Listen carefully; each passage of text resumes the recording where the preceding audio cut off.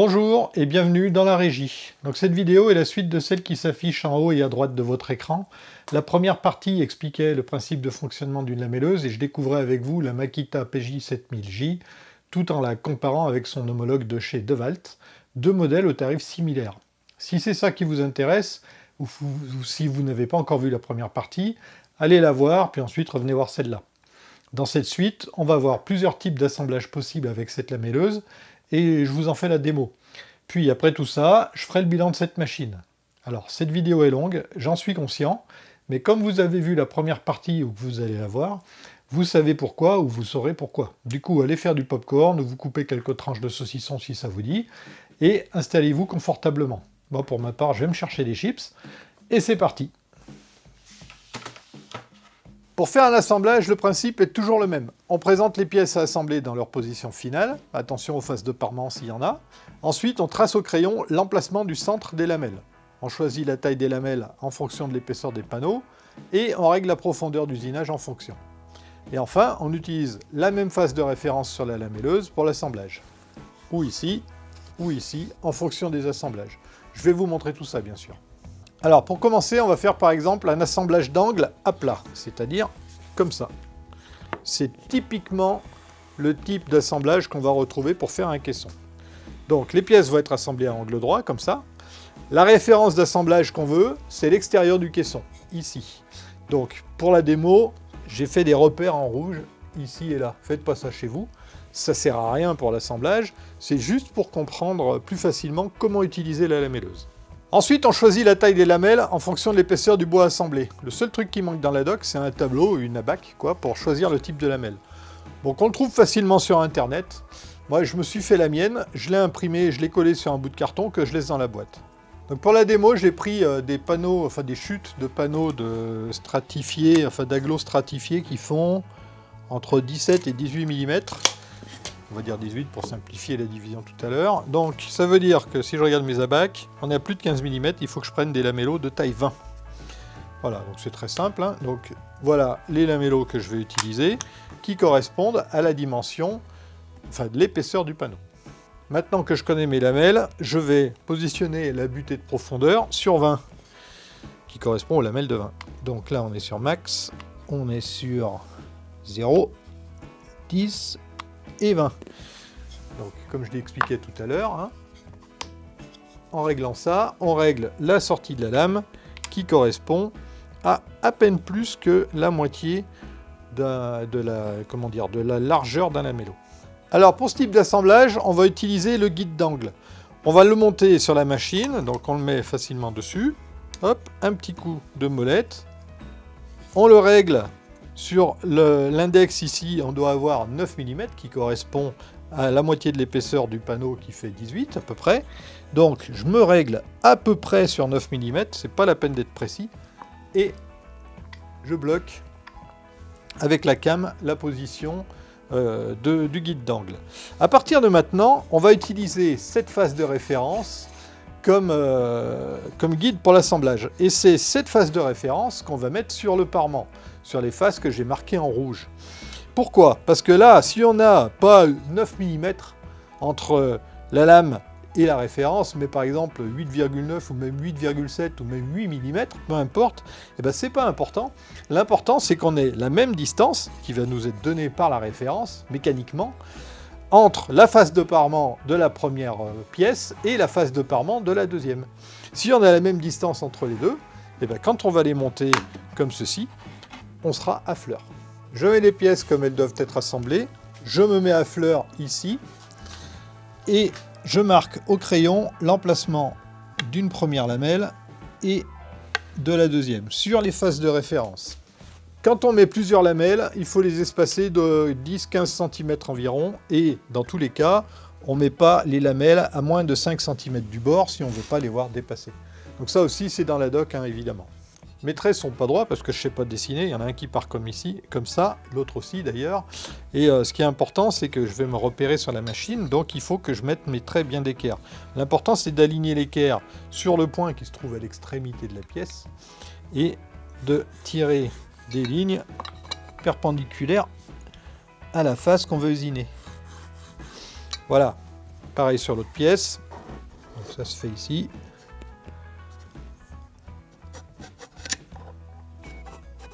Et là. Donc mon assemblage, il va être comme ça. Ça veut dire que je vais vouloir assembler ces deux pièces sur les deux faces qui sont en contact. Je vais donc usiner ici pour cette pièce. Je vais commencer par fixer la pièce et je vais ensuite y passer un petit coup de lamelleuse.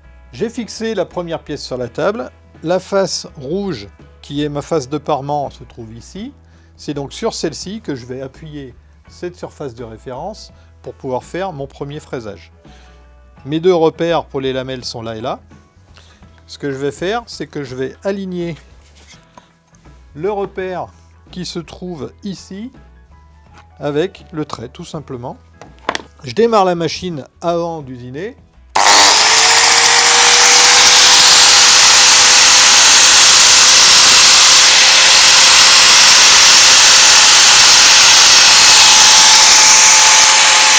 Et j'usine.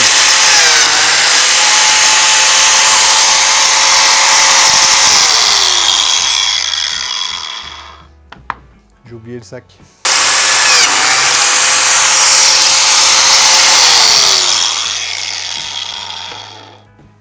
Et voilà, donc mes lamelles, elles vont venir s'enfiler comme ça. Et vous voyez, on a suffisamment de marge pour pouvoir les placer latéralement, pour pouvoir régler mon affleur ici. On va passer à la deuxième pièce. Cette fois-ci, ma face de parement est dessus. J'avais prévu le casque, mais la machine ne fait pas trop de bruit finalement.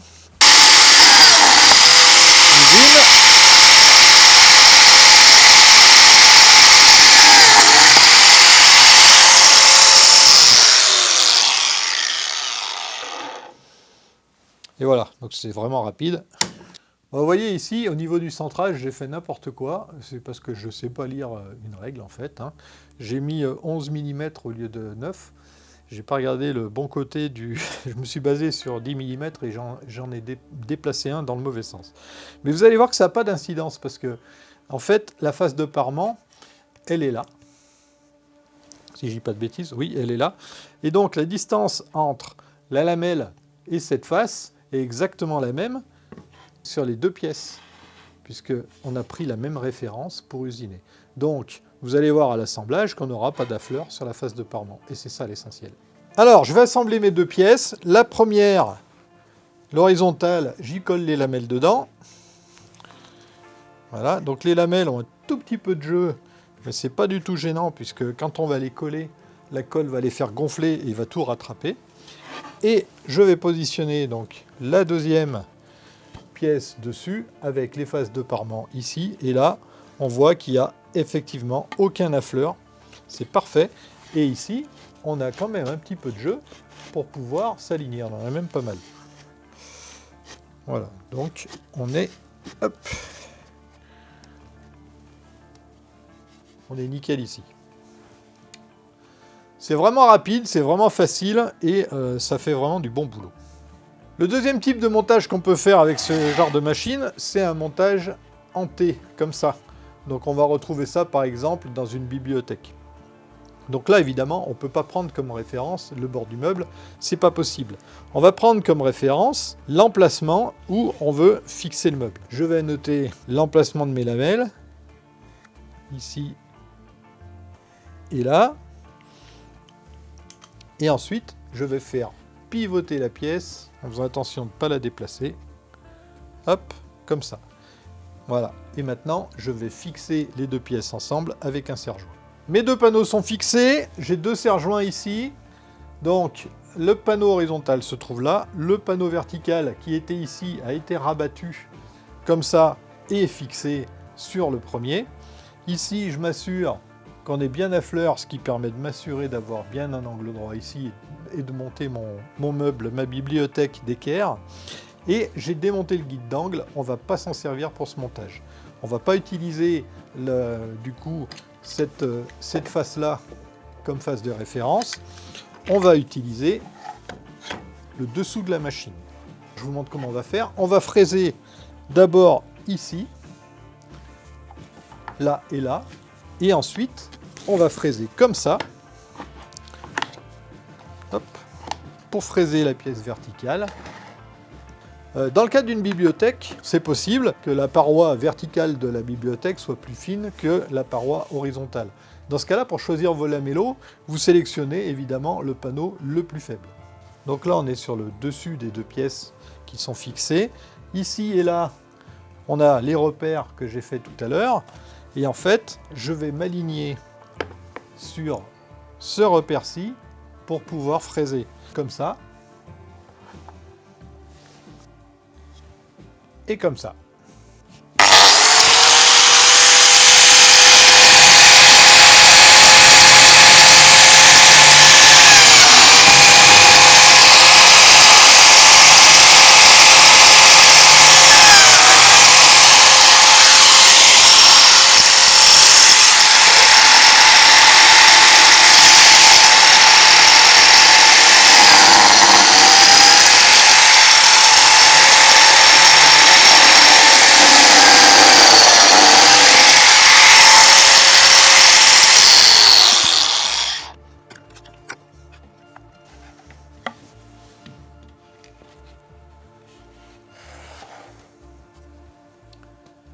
Et voilà. Troisième type d'assemblage, l'assemblage d'onglets, comme ça. Donc ça, c'est super beau comme montage, c'est esthétique, c'est très sympa. L'idée, c'est qu'on va mettre une lamelle ici. Et donc, dans ce cas-là, on devrait partir, vu l'épaisseur du cadre, sur une lamelle de 20. Mais comme j'ai pris un bout de bois de palette qui n'est pas très large, vous voyez, la lamelle, elle fait à peine moins que la largeur du bout de bois. Donc, comme ma rainure va être plus grande que la lamelle, puisqu'il y a un petit jeu latéral, on va dépasser sur les côtés. Donc, je ne vais pas prendre de risque, je vais partir sur une lamelle type 0, et ça va me permettre de me rendre compte, vous voyez que la lamelle type 0 est beaucoup plus petite, on a 1 cm de moins en largeur, facile. Donc, je vais fraiser pour une lamelle de type 0, et on va voir quelle est la marge de manœuvre que j'aurai en largeur ici. Donc, je me règle ma machine sur lamelle type 0, et c'est très simple, hein, on passe de 20 à 0, tout simplement. Voilà, le réglage il est fini.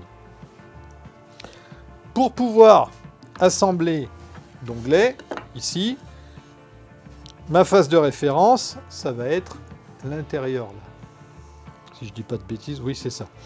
Donc, mon repère de lamelle, je vais le tracer ici. Et comme là, j'ai pas beaucoup de marge, ce que je vais faire, c'est que pour une fois, je vais mesurer, je vais la tracer au milieu. Donc, on a à peu près 6 cm. Donc, mon repère, il va être à 3 cm.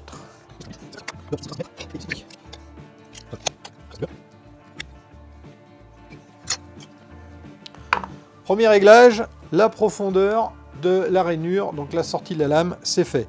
Deuxième réglage, l'angle. 45 degrés, très simple. Je règle avec ma cam et vous voyez que là, on est précis, il n'y a pas de jeu, ça ne bouge pas, c'est vraiment bien. Troisième réglage, la distance de la rainure par rapport au bord. Et bien là, il n'y a pas de réglage. On va se baser sur cette référence ici, en se plaçant, que je ne dise pas de bêtises, comme ça. Voilà. Donc, il va falloir fixer les pièces pour pouvoir les usiner en se basant sur mon repère, comme ceci, tout simplement. Dans cette configuration, la distance entre la lame et la face de référence qui se trouve ici n'est pas réglable. Elle est d'à peu près 10 mm, puisque la distance de 10 mm, c'est quand ma plaque est horizontale, comme ça. Et là, comme on la relève un petit peu, avec ce pivot, on a environ 10 mm, à peine plus. Voilà. Donc, quand je vais me placer comme ça, je vais avoir 10 mm entre le point qui fait l'extrémité ici et 10 mm plus bas sur la face oblique. Donc si ma pièce de bois, ici la pièce de bois elle est épaisse, si ma pièce de bois est trop fine, on a moyen, n'oubliez pas, d'utiliser la cale de surépaisseur qui va venir se mettre sur la semelle pour surélever la machine de 4 mm. À ce moment-là, on va fraiser sur la face oblique ici, 4 mm plus haut. Donc là, ma pièce de bois est épaisse, j'ai pas besoin de la cale, je l'enlève. Je vais me placer sur mon repère, et cette fois-ci, je ne vais pas tenir la machine par la poignée, parce que les petits bouts de caoutchouc qui empêchent de glisser, il se trouve sur les extrémités là. Et la machine est plus large que ma pièce de bois. Donc les bouts de caoutchouc servent à rien, effectivement. Ça glisse plutôt. Donc je vais tenir la machine, plutôt que par la poignée, je vais la tenir comme ça, sur mon repère. Je la mets en route. Je m'aligne.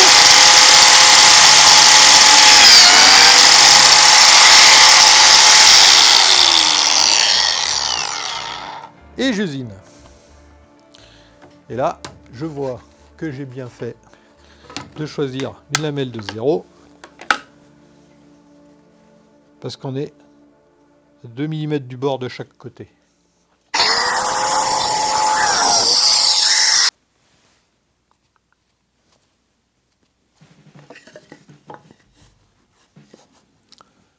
Et voilà, impeccable. Deux petites astuces au passage. Dans le cas d'un assemblage d'onglets, on ne va pas essayer de centrer la lamelle. De toute façon, on ne peut pas la régler, on peut juste la décaler de 4 mm. Mais on va essayer de la mettre du côté le plus épais de notre pièce de bois pour éviter qu'elle ne débouche de l'autre côté. Première astuce. Deuxième astuce, enfin c'est pas vraiment une astuce, c'est que l'intérêt des lamelles, pour ceux qui ont déjà essayé de coller des assemblages anglais comme ça là, c'est que la lamelle, elle évite à la pièce, je vais l'enlever, elle évite à la pièce de bouger comme ça pendant qu'on serre pour le collage. Ceux qui ont déjà essayé savent de quoi je parle. Quand on serre les serre-joints, nos pièces se décalent et puis on a un montage qui n'est pas forcément très joli. Alors que la lamelle, comme elle est conçue, mécaniquement, elle va bloquer le glissement sur cet axe-là et nos pièces seront bien fixées. Donc il suffit de mettre un serre-joint ici, entre ici et là, tac, ça suffit, ou ici et là, et on a un collage qui se fait super bien. On se fait un dernier petit assemblage. Alors, dernier assemblage que je vais vous présenter, c'est l'assemblage de cadres ou de panneaux, c'est le même, comme ça. Voilà. Alors là, on a deux possibilités. Bon, déjà, un assemblage de cadre, c'est pas la même chose qu'un assemblage d'onglets. Un assemblage d'onglets, on est comme ceci. L'assemblage de cadre, en fait, ça ressemble à un assemblage à panneaux parce qu'on va mettre une lamelle sur une face qui est perpendiculaire à la face de référence et non pas à 45 degrés comme on l'avait ici. Donc pour un panneau, c'est la même chose. On va mettre des lamelles ici. On a une face de référence qui est perpendiculaire à la face où on va mettre nos lamelles. Donc l'assemblage à panneau et l'assemblage à cadre, pour moi c'est le même. La seule différence, c'est qu'on ne va pas mettre les lamelles au même endroit. C'est tout. Donc là, on a deux possibilités avec la machine. Soit on n'utilise pas du tout le guide d'angle, et à ce moment-là, notre face de parement, cette jolie face bien plate, et non pas celle-ci qui est toute dégueulasse, la face de parement, on la met en dessous. Donc là, il faut une face bien plate. Si vous n'avez pas de face bien plate, bah, je vous invite à prendre un bout de mélaminé, par exemple. Et donc, on va utiliser la machine comme ceci. Alors ça, c'est possible si notre cadre ou notre panneau est assez épais, puisqu'on est à 10 mm de la face de référence qui se trouve en dessous. Donc pour des panneaux qui font plus de 15 mm, de moins de 15 mm, pardon, cette solution ne sera pas possible. Donc la deuxième solution, cette fois-ci on met le parement sur le dessus, on utilise la pièce d'équerre dont j'ai oublié le nom, comme ça là, et on va l'utiliser pour être plaqué comme ça. Et à ce moment-là, on peut bénéficier du réglage de hauteur ici. Voilà, donc c'est deux possibilités qui existent. Là, pour le coup, je ne vais pas m'embêter. Ma pièce, elle est assez épaisse. Je vais me passer de ce morceau-là et on va directement usiner comme ça. Alors, il faut bien penser à mettre le parement dessous. Donc là, mes pièces, c'est des pièces qui m'ont servi à des tas de choses, notamment de martyrs. Donc, elles sont pas belles d'un côté. On a des angles un petit peu arrondis parce que j'ai fait des essais de réglage de défonceuse. Bref. L'idée, c'est qu'elles ont de toute façon une face jolie qu'on va utiliser comme face de parement et la même épaisseur de toute manière. Donc la première chose à faire, c'est pour notre angle de marquer où est-ce qu'on veut mettre la lamelle. Donc ici, je vais en mettre qu'une. Hein. Donc je vérifie que je suis bien ici, à fleur, sur les deux pièces. Et je vais tracer un repère pour une lamelle. On pourrait penser en fait qu'il n'y a pas d'importance au positionnement des pièces. On peut mettre la face de référence dessus ou dessous. En fait, il y en a une si vos pièces ne sont pas exactement de la même épaisseur. Je m'explique. Si par exemple cette pièce-ci est d'1 dixième plus grande que celle-là, le fait de mettre notre face de référence dessous, quand on va usiner avec notre machine, on va avoir la référence de la machine sur la référence commune aux deux pièces, un plan commun si vous voulez. Donc cette référence-là, c'est la même pour ces deux faces et pour cette face-là. Et quand je vais usiner ici, puis ici, j'aurai la même distance entre ma lamelle et ces deux faces. Et donc s'il y a une des pièces qui est plus haute, la partie la plus haute, elle va se trouver là. Et comme notre parement est dessous, cette face-là sera exactement à fleur ici. Alors pour 1 dixième, c'est pas hyper important parce que de toute façon, ça part aux finitions, mais autant faire ça bien. Donc, on va usiner notre pièce, très simplement, je la mets en route.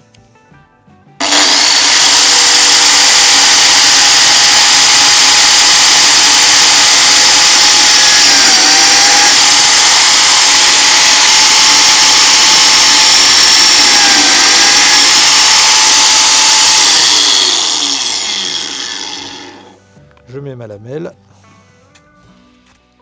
Ah oui, c'est vrai que j'ai pas réglé ma phase de profondeur, donc là je suis obligé de mettre une lamelle 0. Et voilà. Et ici, on est parfaitement à fleur. Je vais me remettre mon réglage sur 20. Et je vais refaire mon usinage. Normalement, puisqu'on a la même référence, on n'aura pas d'écart entre les deux rainures. L'opération est répétable en fait.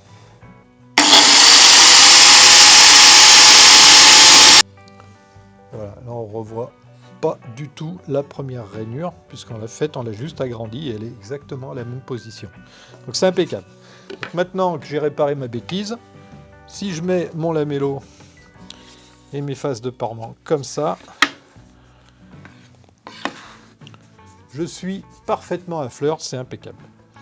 Pour faire un assemblage à panneau, eh ben c'est la même chose. Au lieu de mettre ma lamelle ici, je vais la mettre là. Donc on va le faire, tiens, hop.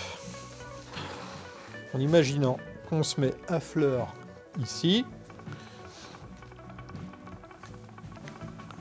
On n'oublie pas, je ne me mets pas à moins de 5 cm du bord. Donc une lamelle ici, 5 cm du bord, une lamelle là. Deux suffit largement. Et on fait exactement la même opération que tout à l'heure. 4 entailles, 1 minute.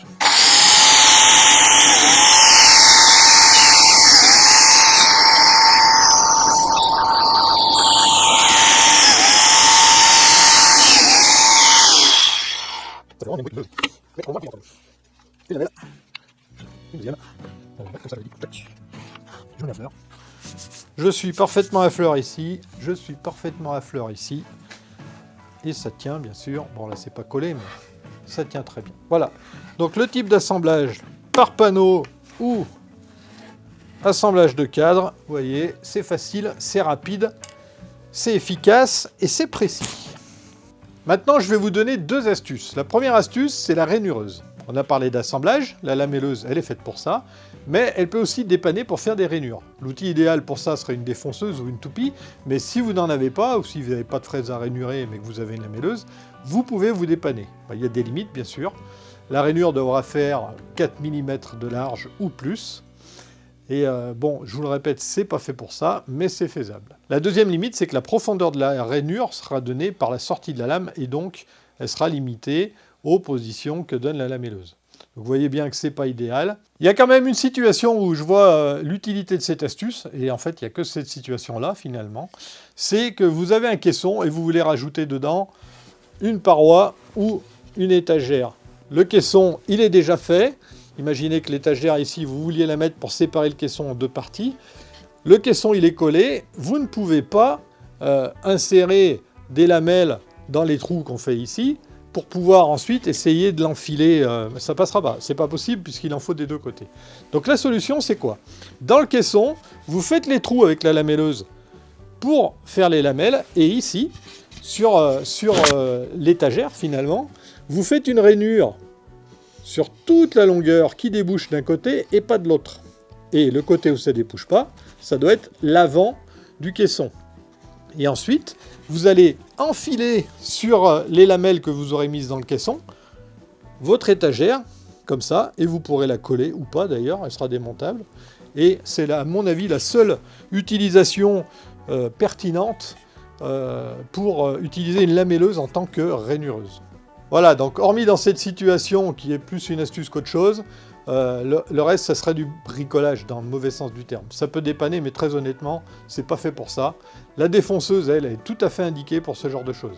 Si vous n'avez pas de défonceuse, c'est mon avis perso, un manque à combler rapidement. On peut faire plein de choses avec. Je vous en parlerai souvent, c'est mon outil préféré, et de loin. Deuxième astuce, utiliser des lamelles qui ont gonflé. Les lamelles gonflent en absorbant l'humidité. C'est normal, elles sont même conçues pour ça. Donc, essayez de les stocker au sec. Si vos lamelles ont gonflé, ne les jetez pas, c'est pas très grave. Placez-les quelques secondes au micro-ondes et elles redeviendront comme neuves. Moi, je les stocke dans un sac étanche, je vous l'ai déjà dit, avec des sachets absorbeurs d'humidité, un petit peu comme les filaments d'imprimante 3D pour ceux qui connaissent. Voilà pour les astuces, on passe au bilan. Donc le bilan, il est clair, cette lamelleuse, elle est top. Elle permet des assemblages précis et exécutés rapidement. Pour la démo, on a réglé la machine avant de faire un assemblage avec 2 lamelles, mais imaginez si vous voulez assembler un caisson, si tous les panneaux ont la même épaisseur, ou l'essentiel des panneaux ont la même épaisseur, vous réglez la machine une seule fois au début, puis vous tracez le positionnement des lamelles et vous déroulez les fraisages en série. Monter un caisson ne vous prendra que quelques minutes finalement. J'avais fait un premier bilan théorique, puisque j'avais jamais utilisé la machine. Maintenant que je l'ai très peu utilisée, en fait uniquement pour faire cette démo, je vous propose de finir de faire le tour de l'utilisation de cette machine. Déjà, la première chose que je pourrais dire, c'est que pendant tout le long de la présentation, je l'ai présentée en la comparant à la DeWalt. Encore une fois, la DeWalt, je ne l'ai jamais eu entre les mains. C'est certainement une très bonne machine. Ne croyez pas, si vous pensez que je l'ai dénigrée, c'est faux. Je ne l'ai pas dénigrée, je l'ai comparée sur des données catalogue finalement. Et pour être tout à fait clair, j'ai choisi cette machine sur des détails qui ont pour moi fait la différence parce qu'on était sur le fil. Et s'il n'avait pas été en stock et que la DeWalt l'était, j'aurais probablement choisi la DeWalt. C'est même clair. Que dire d'autre? La qualité de l'usinage, il est super propre, y compris dans des matériaux qui sont pas faciles, comme ça là justement, il n'y a pas pire que cette cochonnerie, de la sciure et de la colle. Un mélaminé en papier, et là vous voyez qu'il n'y a pas d'arrachement, la coupe est super propre, elle est super nette, et c'est essentiel finalement pour la qualité de l'assemblage, parce que si vous avez des défauts sur la coupe, si votre lame est mal positionnée et que votre rainure, elle n'est pas droite mais elle est plutôt comme ça, vous n'aurez pas un assemblage parfait. Donc c'est quand même essentiel, c'est ce que je disais, la qualité de la lame et la qualité de la tête sont essentielles sur une machine de ce type-là. Le bruit, la machine est un peu bruyante, mais on ne se sert pas de la machine longtemps. Donc c'est pas une raison pour ne pas mettre de casque, donc mea culpa, tout à l'heure j'en ai pas mis. C'est une erreur à mon avis, on a un capital de qualité d'écoute qui ne se régénère pas, donc protégez-vous les oreilles toujours. La qualité de l'aspiration, ma foi, elle est efficace. Bon, par contre, quand on redescend la machine comme ça, la sciure ressort du sac. Bon, là, il n'y a pas le sac, mais ça revient au même. La sciure redescend par la rainure et on salit un petit peu.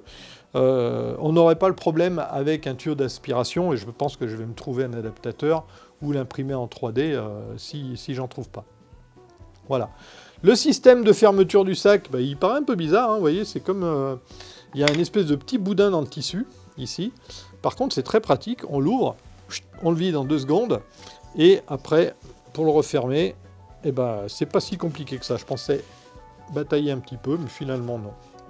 Ah oui, et ça, c'est ce qu'il y avait dans le sac après les tests. Donc vous voyez, on n'a fait pas beaucoup de lamelles, mais ça fait quand même beaucoup de sciure. L'effet de couple, il existe, il est faible, mais il existe, c'est normal, on a quand même une lame de 10 cm. Mais bon, c'est pas très gênant, on applique les bonnes pratiques. Et les bonnes pratiques, c'est quoi? C'est démarrer la machine. On est protégé par le carter, c'est pas un souci. On positionne la machine, moteur en route. On fraise, on usine, on lamelle, et puis c'est fini. La prise en main. Alors on a tendance à vouloir tenir la tête plutôt que la poignée pour bien plaquer la tête sur la pièce à fraiser. Et à mon avis, c'est une bonne pratique, même si je ne préconise pas de mettre les mains près de la lame. De toute façon, avec cette machine, on ne voit jamais la lame quand on l'utilise, parce qu'elle est soit dans le carter, soit dans la pièce. Donc le risque est quand même limité. Et l'avantage de tenir la tête plutôt que de tenir la poignée, c'est que si on tient la poignée et le corps, on tient la partie fixe et la partie mobile, elle peut bouger. La partie mobile, elle est là. Alors que si on tient la tête, moi j'ai tendance à la plaquer en la tenant en même temps que je tiens la pièce, notamment quand il y a le guide d'angle, j'aime bien appuyer sur le guide d'angle pour pouvoir maintenir fortement l'outil en place. Et ensuite, on tient à la fois la partie mobile et la partie fixe, et on est beaucoup plus stable. Mais ce que je préfère avec cette machine, c'est quand même au final le concept. La conception est très bien pensée. Cette machine permet des assemblages précis et rapides, ça je l'ai déjà dit, j'irai même plus loin. Le génie de cette machine, c'est qu'on peut travailler approximativement avec, le résultat sera quand même précis. Je m'explique. Les traçages qui sont nécessaires à l'utilisation peuvent être approximatifs, ça n'a pas d'impact sur la qualité de l'assemblage. Pourquoi ? Parce que la lamelleuse usine toujours les rainures en s'appuyant sur une référence réglée une seule fois pour les deux pièces à assembler. On peut tracer le positionnement des lamelles à la louche. Puisqu'on trace l'emplacement d'une lamelle en même temps sur les deux pièces à assembler, il n'y a pas de décalage du trait d'une pièce par rapport à l'autre. Et si l'usinage n'est pas vraiment sur le trait, et c'est même souvent le cas parce que les repères, comme je l'ai dit, ils sont un peu épais sur la lamelleuse, et ben c'est pas grave parce que la machine usine un peu plus profond que la taille d'une demi-lamelle, ce qui permet un jeu latéral. Mais pas un jeu en hauteur, c'est-à-dire que le jeu il est ici, mais pas là. Dit autrement, on n'est pas au millimètre pour placer les lamelles sur cet axe-là. Pour le positionnement sur cet axe-là, il est donné par la cote entre la face de référence de la machine et la lame de coupe. Je l'ai dit et répété ça. Donc cette cote, elle est réglable ou pas en fonction des situations, mais ce n'est pas une obligation qu'elle soit centrée. De toute façon, l'important, c'est surtout que la cote de référence est définie sur la machine et qu'elle sera la même sur les deux pièces à assembler. C'est ça le secret. Pour que les pièces soient parfaitement alignées, il faut que les références soient les mêmes. Voilà, donc on peut faire du très bon travail avec cette machine, finalement, même en travaillant à l'arrache. Et un dernier point, le plus important à mon avis, si vous aussi vous voulez acheter une lamelleuse, donc vous avez bien compris que pour que les assemblages soient bien faits, il faut une référence commune pour les deux pièces à assembler. Cette référence qui est donnée par la machine ne sera correcte qu'à la condition que la géométrie de la tête de la lamelleuse soit parfaite. Je l'ai déjà dit, mais je le répète parce que c'est important.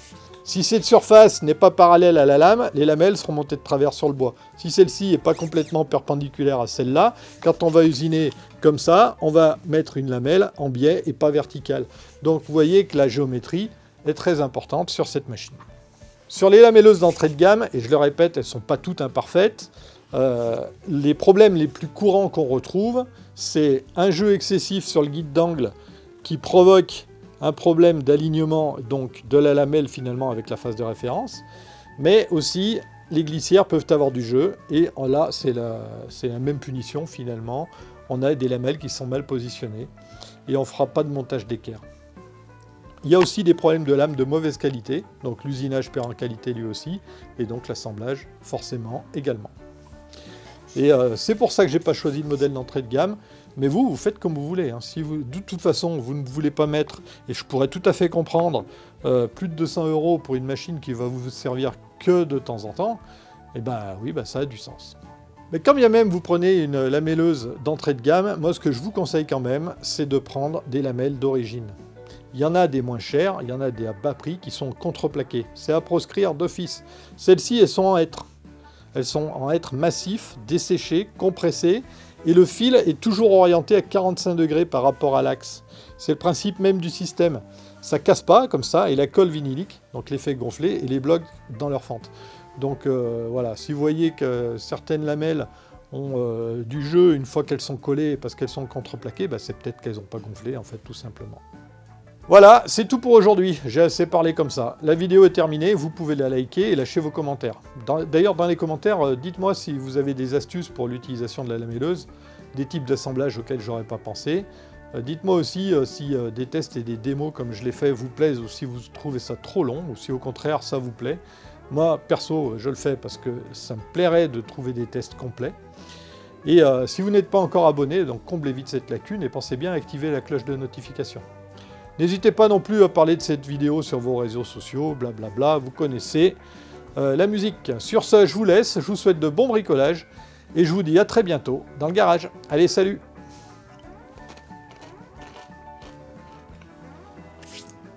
C'était long, mais c'était bien. Hein. J'ai pas eu le temps passer. Oh, mais j'ai plus de chips, moi.